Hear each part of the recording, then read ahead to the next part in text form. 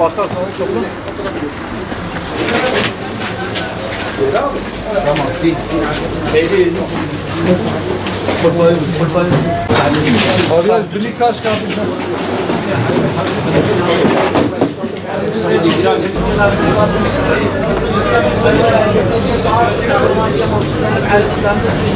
Allahu Ekber.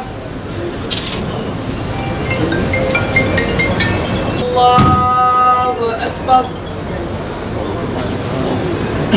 Allahu Ekber.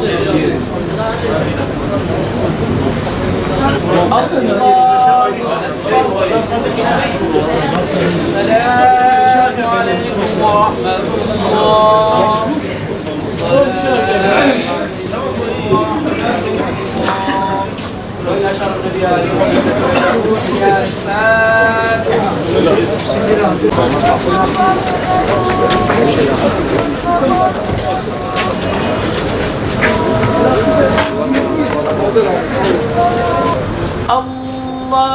Allahu Ekber.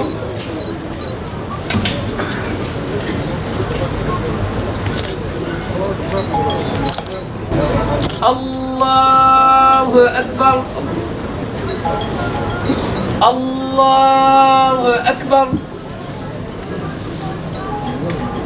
Allahu Ekber.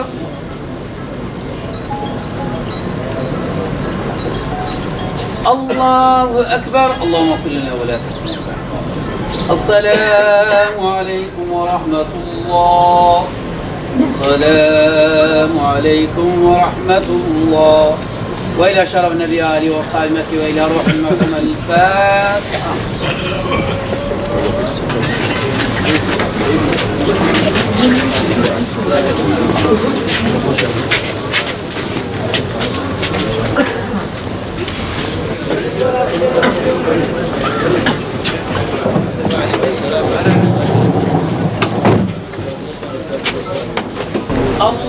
Allahu Ekber.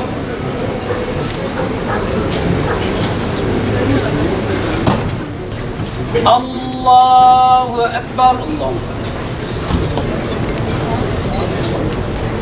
Allahu Ekber. Allahu Ekber.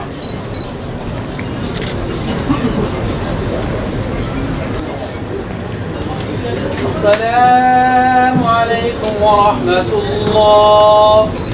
Esselamu aleyküm ve rahmetullah. Allah. Ve ya şeref nebi Ali ve sahibi ila ruhiyel Fatiha. محمود أي محمود tamam. Hadi kaldırıyoruz.